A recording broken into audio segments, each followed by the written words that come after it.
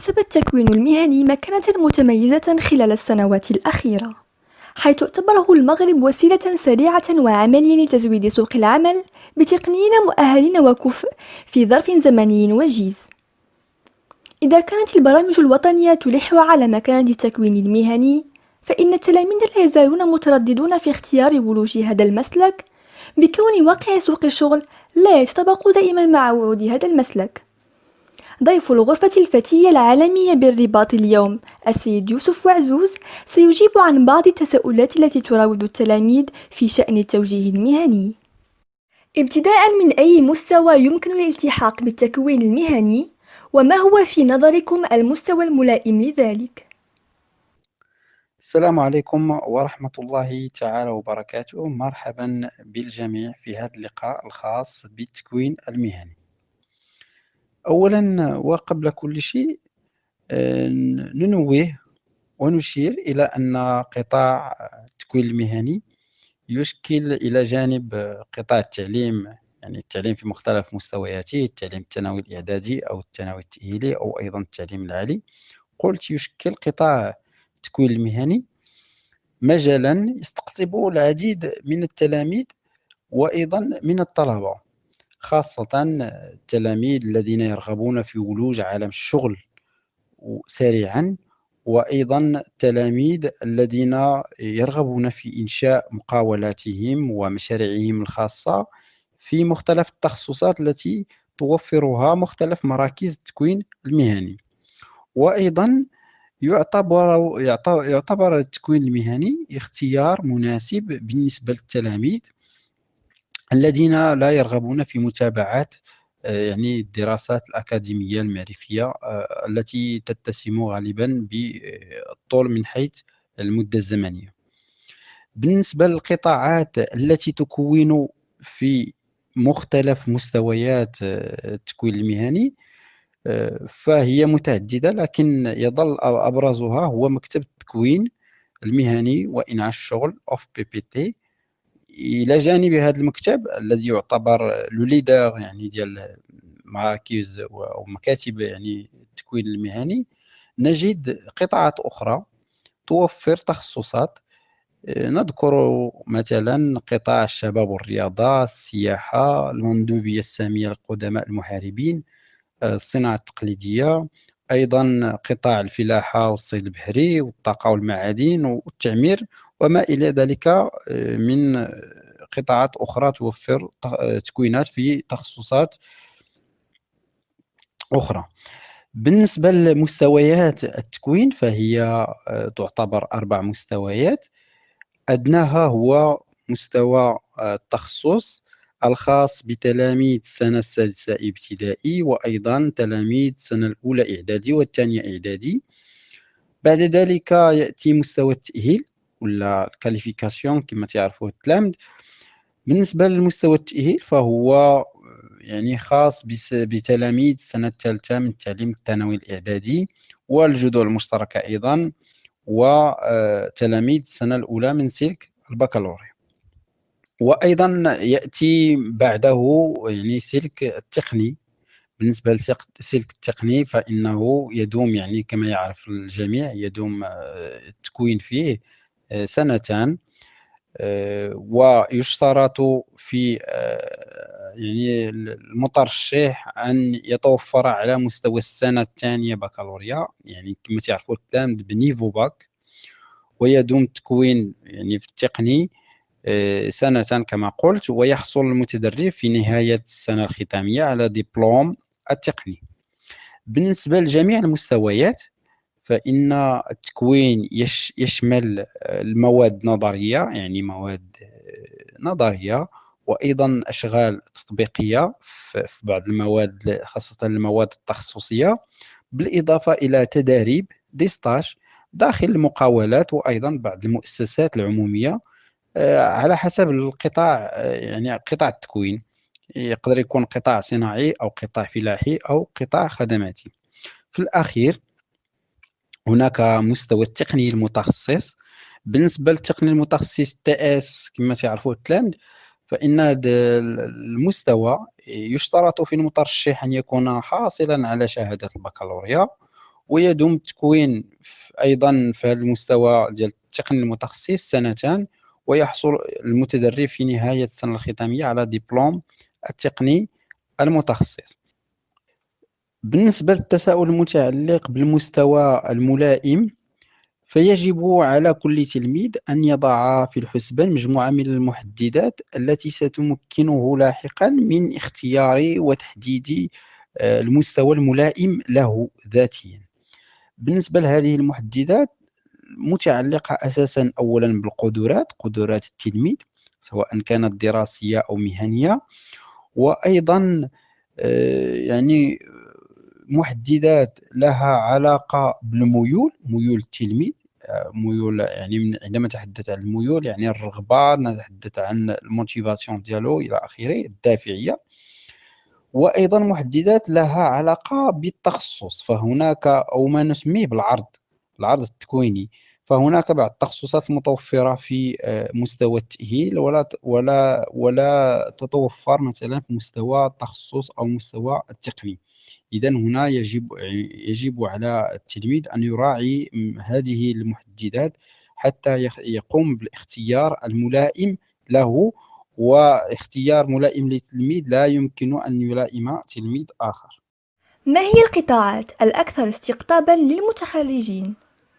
القطاعات التي تستقطب خريجي مراكز التكوين المهني، فبالاطلاع على مختلف التكوينات التي توفرها مراكز التكوين المهني والمراكز التابعة لها في مختلف مستويات التكوين، نلحظ بأنها تشمل مختلف القطاعات، فيها ما هو صناعي وما هو خدماتي وما هو فلاحي أيضا.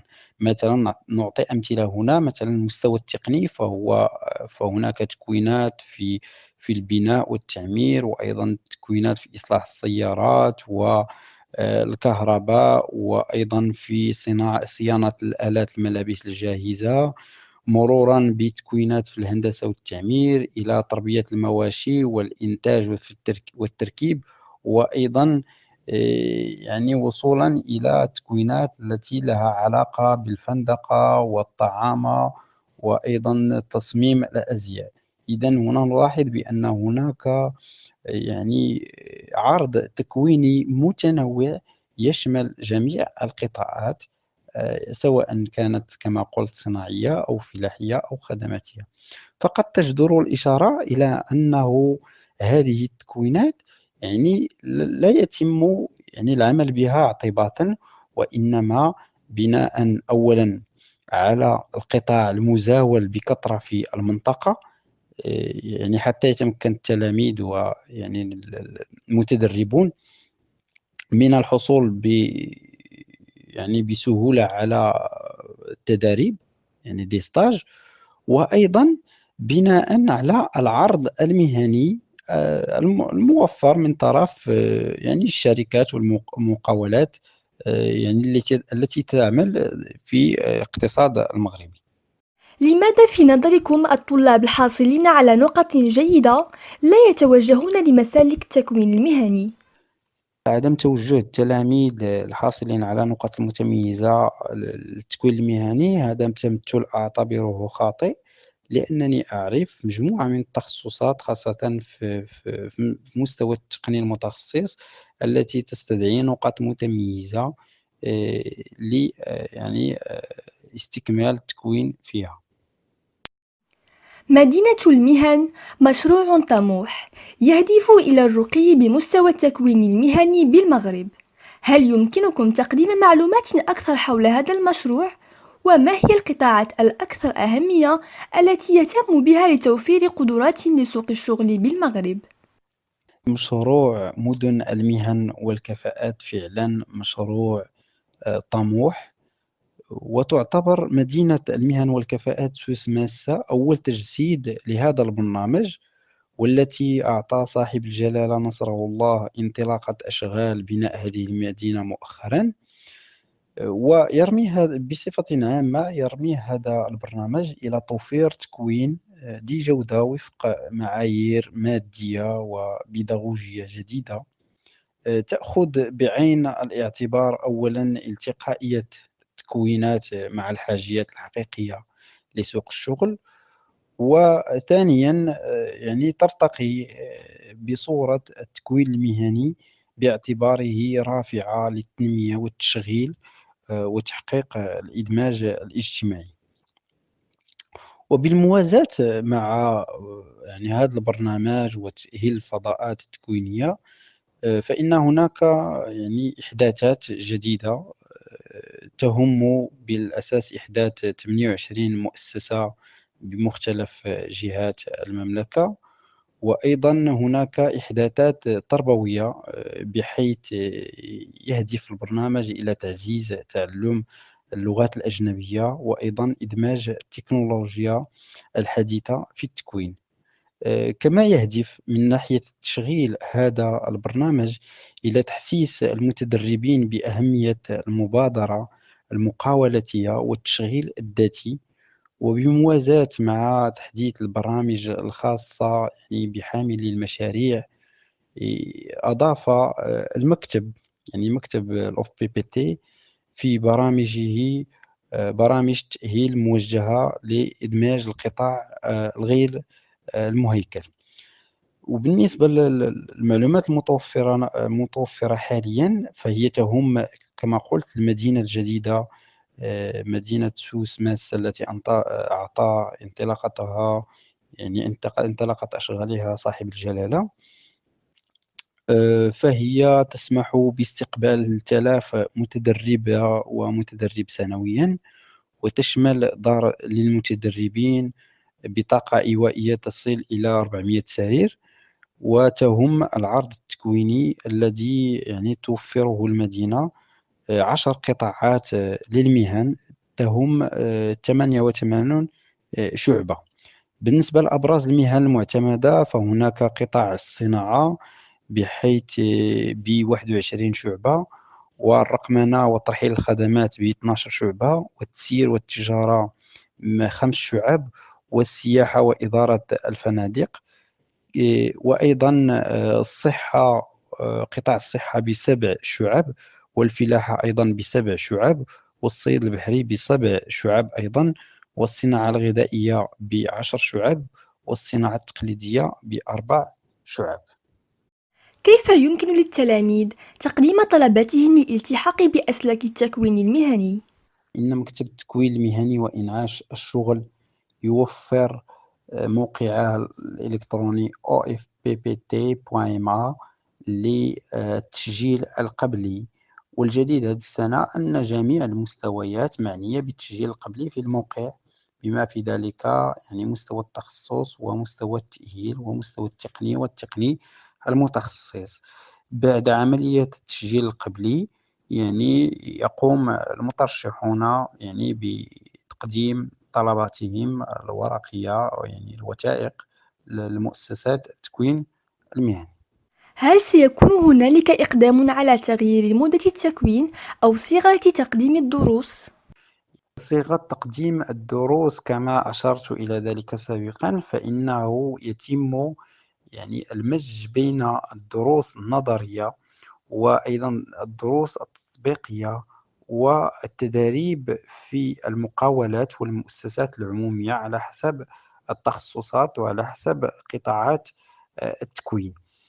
فيما يتعلق يعني مدة التكوين فهي تختلف على حسب المستويات، لكن الثابت هو بالنسبة للتقني والتقني المتخصص فإن مدة التكوين هو 2 في هذين المستويين. هل بالإمكان استكمال الدراسات العليا بعد الحصول على دبلوم التكوين المهني؟ وكيف يتم ذلك؟ استكمال الدراسات أو استمرارية التكوين تجدر الإشارة إلى أن هناك ما يسمى بنظام الممرات في يعني بين مستويات التكوين المهني، بحيث يعطي مكتب التكوين المهني وإنعاش الشغل الحق لأفضل المترشحين في الاستفادة من نظام الممرات. ويتمثل هذا النظام في ارتقاء يعني المترشح مباشرة لمستوى دراسي يعني الأدنى إلى المستوى الأعلى، مثلًا من التخصص للتأهيل ومن التأهيل إلى التقني.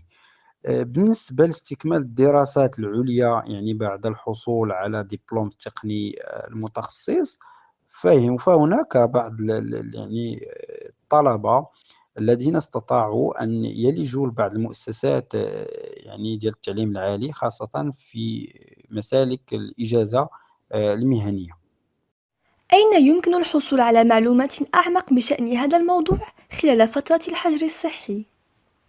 للحصول على المزيد من المعلومات المتعلقة بمجال التكوين المهني، أدعو التلاميذ والطلبة في الظروف العادية بالاتصال بالمؤسسات التكوينية أو بالمديرية الجهوية القريبة منهم، ولكن في ظل الظروف الاستثنائية التي يعيشها يعني المغرب وباقي العالم في ظل تفشي وباء كورونا، أدعوهم إلى متابعة الصفحات الرسمية للمكتب اللي هي ofppt.page.officiel اللي كاينة في فيسبوك وفي باقي منصات التواصل الاجتماعي. كما أدعوهم لزيارة الموقع الإلكتروني اللي صراحةً موقع جد رائع للمكتب، اللي فيه مجموعة من المعلومات المتعلقة بمراكز تكوين المدن اللي كاين اللي يعني المدن مراكز التكوين، أيضًا التخصصات، فيه أيضًا معلومات متعلقة بالتكوينات بالمتدربين من حيث إنشاء المقاولات، البحث عن التداريب، القانون الداخلي للمؤسسات، ومختلف الأسئلة المتداولة، وأيضًا في فضاء خاص بالمقاولات. يعني موقع جد رائع، أدعو التلاميذ والطلبة للتصفح هذا الموقع. وأيضًا هناك يعني طريقة أخرى للحصول على المعلومات. كما نعرف أن هناك أطر خاصة بالتوجيه المهني يعني تابعة لمكتب التكوين المهني وإنعاش الشغل، يعني لديهم البعض منهم يتوفر على صفحات في مواقع التواصل الاجتماعي. أدعو التلاميذ يعني التواصل معهم، فهم على كامل الاستعداد لمساعدة الطلبة والتلاميذ. كلمة أخيرة، سأقدم بعض النصائح وبعض التوجيهات للتلاميذ، وغادي نقسمها ل3 أقسام. نصائح بالنسبة للتلاميذ الذين يفكرون في ولوج تكوين معين، فأقول لهم أن يحاولوا التفكير في 3 أسئلة. السؤال الأول يتعلق بالقدرات، والسؤال الثاني يتعلق بالميول، والسؤال الثاني بالطموح. القدرات والميول والطموح. المستوى الثاني من النصائح خاص بالتلاميذ أو الطلبة الذين يتابعون دراستهم في تكوين معين، فأنصحهم بالتميز. التميز. بالنسبة للمستوى الثالث يعني أنصح التلاميذ الحاصلين على شهادات يعني بعد التخرج، باش ما يضيعوش الوقت ديالهم ويعمروا لي CV ديالهم. يعني بعد التخرج ما يخليوش فترات فارغة من بعد التخرج، يعني يريحوا مثلًا 6 أشهر أو سنة أو سنة ونصف بدون عمل شيء، لا يعني بدون تدريب أو بدون تكوين آخر أو بدون فعل أي شيء. يعني هذا يعني يكون ذو آثار سلبية على مشاريعهم المهنية، خاصةً في الCV، يعني في الCV ديالهم لا يدفعوه للعمل تتبان بأن هناك يعني des temps اللي هما خاويين في الCV ديالهم. وفي الأخير أتمنى لجميع التلاميذ يعني أن يتمكنوا من اختيار، والاختيار يكون صحيح يؤهلهم إلى ما يتمنوه. وشكرا لكم وإلى اللقاء.